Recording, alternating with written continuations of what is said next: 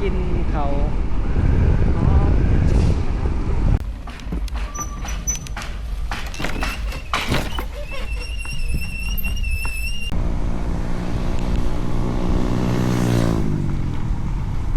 สบายดีกันเบิดทุกคน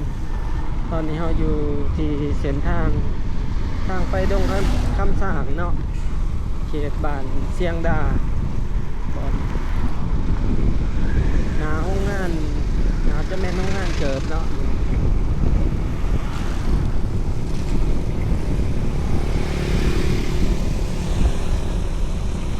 มีกสิพาทุกคนออกไปพุ่นเนาะไปวัดน้องแสงเนาะอยู่แถวดาวเทียมนั่นแหละอยู่แถวดาวเทียมลาวนะทุกคน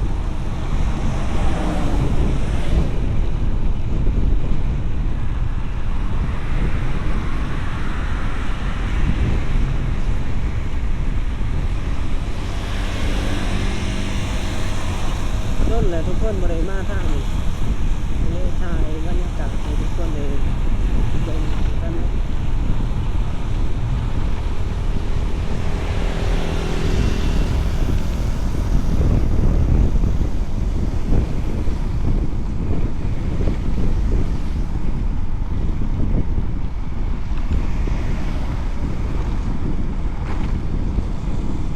เส้นทางนี้กันเส้นทางเราไม่ใช่เพียงล้างยังไงเลยดินประวางกันยังร้ายนี่ทางขวามืออยู่เนาะในเขตเสียงดาดงคำสา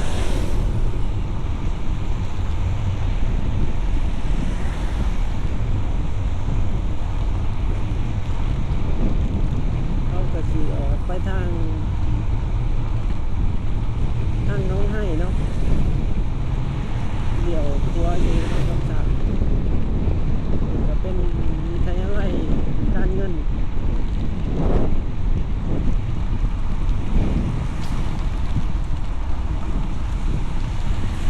ที่มีนักศึกษาแต่ละสถาบันกับโบราณปันใด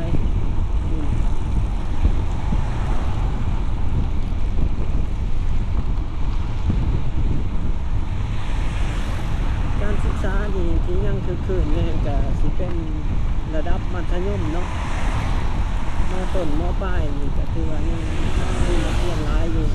แต่ว่าระดับวิทยาลัยนี่ก็บ่ค่อยหลายปานใดคือว่าลดไปเป็นครึ่งเนาะหาเทียบกับหลายปีก่อน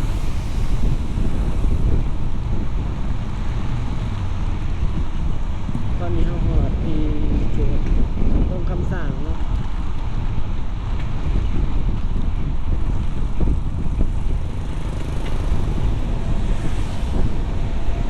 ตรงคำสั่งมีทั้งวิทยาลัยครูแล้วก็วิทยาลัยการเงิน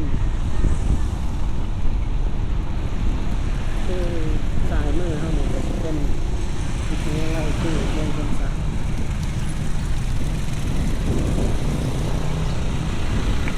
เขาก็สิเอาตัวนะทุกคน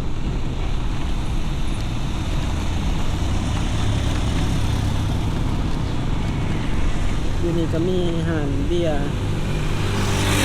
3-4เฮาอาหารต้นเขาเก่าเนาะบรรยากาศวันพฤหัสบดีตอนเช้าวันเย็นดี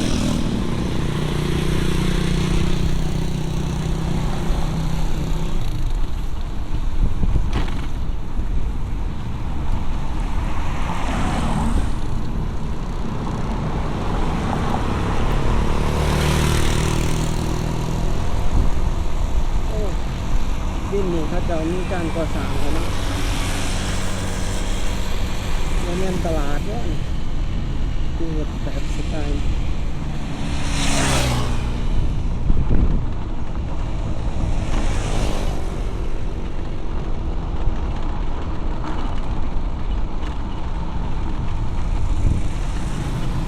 ซื้อไปนี่กับไปสอดบ้านน้องให้เนาะทุกคน บึ้งในเขตนี่ก็เป็นแล้วของบึ้งถาดหลวงเนาะนี่ก็ เป็นแล้วนะ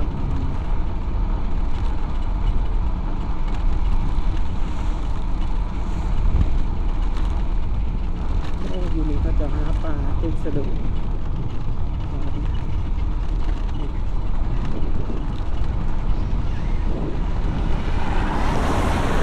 เป็นคลองหนามยาวไป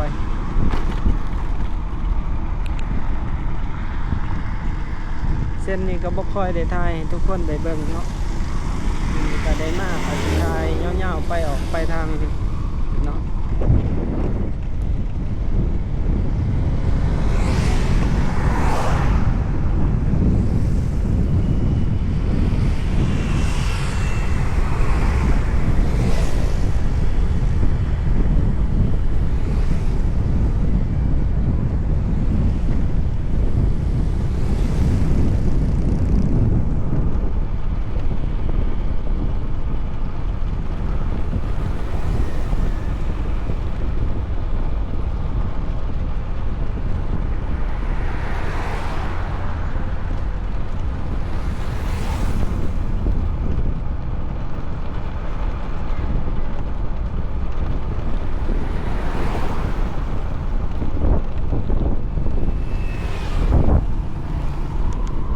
ทุกคนถนนเส้นนี้ก็สิตัดมาสอดกับถนนกำแพงเมืองนะทุกคนเขาก็สิเลี้ยวซ้ายขึ้นไปทางสารคาม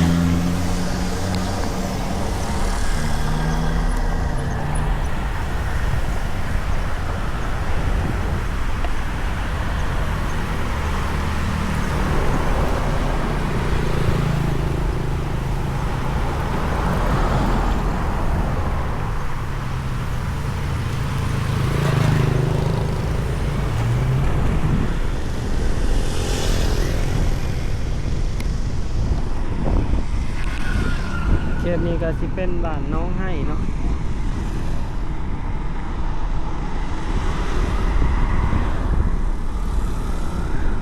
เขตบ้านน้องให้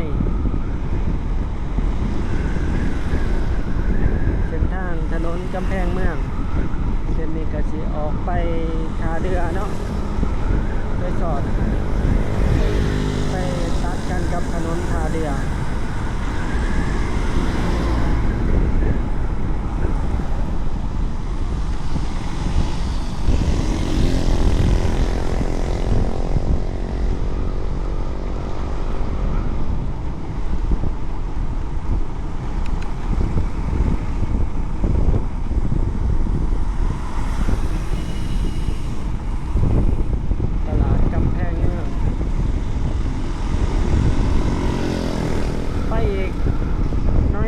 ที่ฮอดตอนนั้นเนาะแถวตึกที่ว่าเขาจะสร้างตึกชวนนี่ใหม่เนาะเป็นแบบห่าง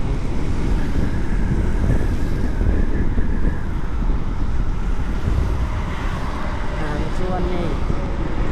เด็กข้างหนาวอยู่ติดกับวงเวียนเลยวงเวียนน้องให้เนาะตัดกับเส้นทางท่าเรือ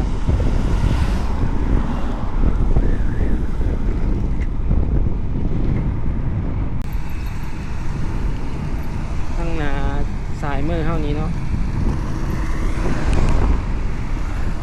เป็นหางสุวรรณี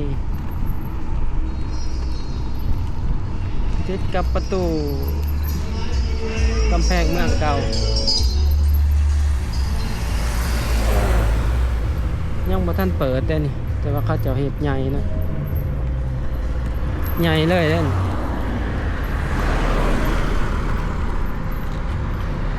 ใหญ่ขนาด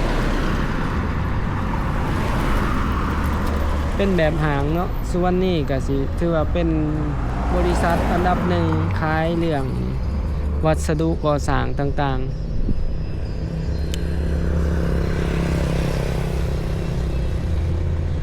ว่าเขาจะเฮ็ดใหญ่เนาะ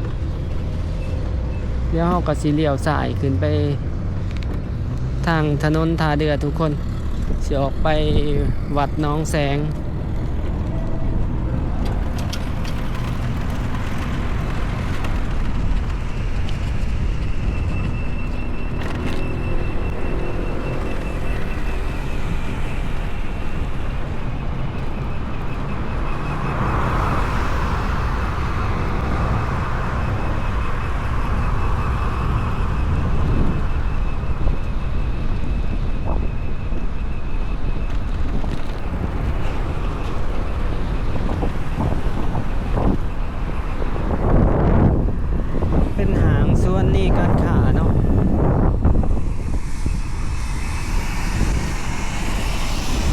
นี้ไป9 กิโลเมตรเนาะเพราะว่ามิตรภาพโอ้อยู่นี่เขาจะขายหนังนะทุกคนขายหนังถ้วยหนังจีเนาะ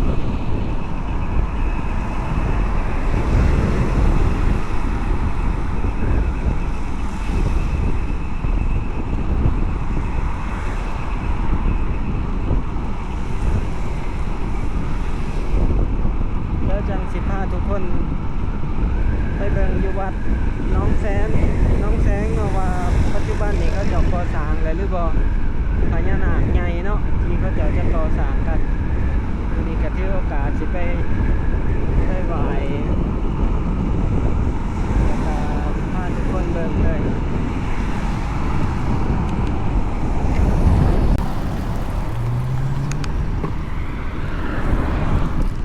ตอนนี้เฮามาฮอดที่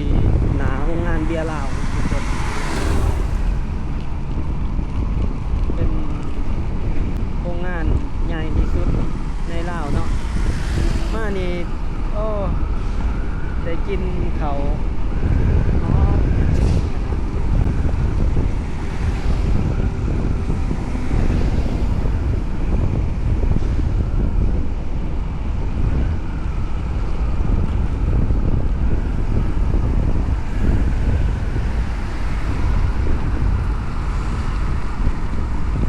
บ้านหน้าไฮ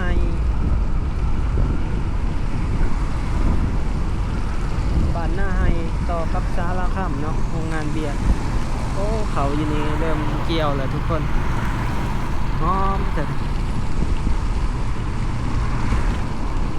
เดือน11เดี๋ยวเนาะเกี่ยวเขาแล้ว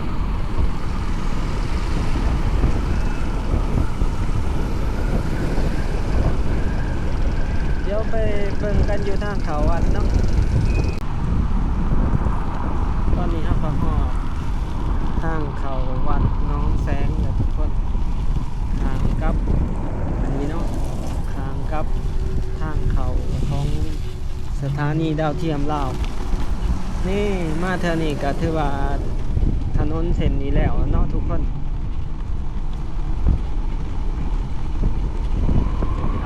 ถือว่าเขาจะก่อสร้างแล้วเนาะบอนนี้แต่เถื่อมาโอ้ยกินขี้ไงที่บอนนี้ตอนนี้ก็ถือว่าแล้วละ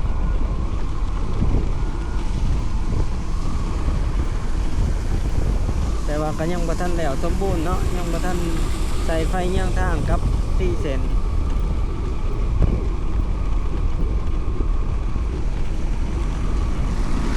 เที่ยวสบายเลยเนาะทางนี้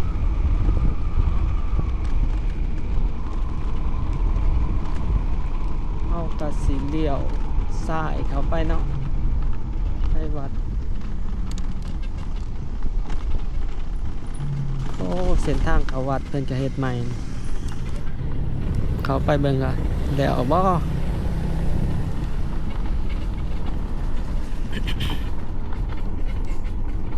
โอ้ยังเขาก็หอดบอลนี่เนาะมาทันแล้ว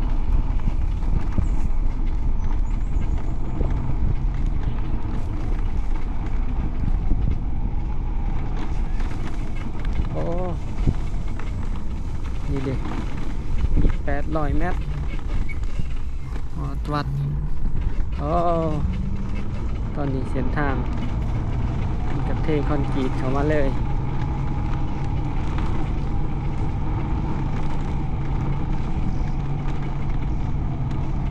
ลมเย็นทุกคนวันนี้ก็สิเอากาแฟมาส่งเพิ่นคืนเนาะ มาสุดก่อนมาไหวบางเดือน2 เดือนก่อนนี่นะลืมจับกาแฟเพิ่นอันนั้น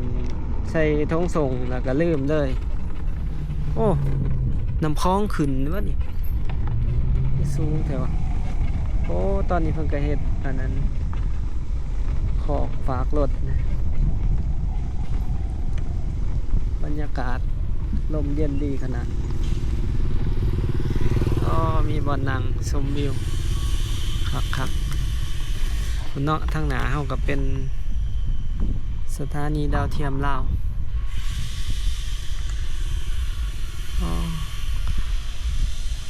ลมพัดเย็นดีอากาศดีมื้อนี้เดี๋ยวเขาไป เบิ่งบรรยากาศวัดเนาะมื้อนี้ก็สิมาไหว้เพิ่นนำ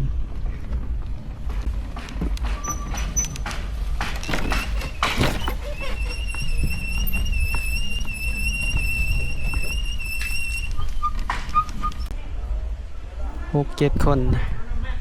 ที่อยู่วัดตอนนี้นี่ทุกคนทางหน้าเฮาจะเป็นโครงการที่เขาเจ้าจะสร้าง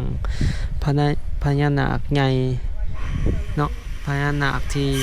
ใหญ่สูงที่สุดในลาวความสูง21 เมตรทุกคน21 เมตรที่วัดหนองแสงสุวรรณคารามเนาะซึ่งว่ามีความเชื่อกันว่าเรื่องพญานาคเนาะว่ายามวันศีลแต่ก่อนเนาะจะมีแสงที่ขึ้นมาจากน้องที่ว่าอยู่ในสถานีดาวเทียมเนาะน้องอยู่ข้างใน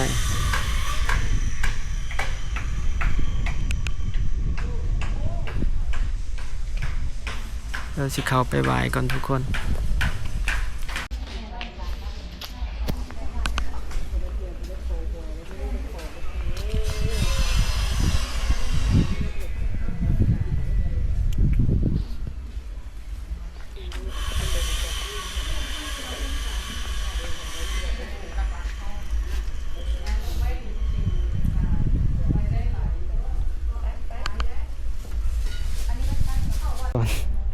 เรามาส่งเพิ่นมาไหว้เพิ่นอีก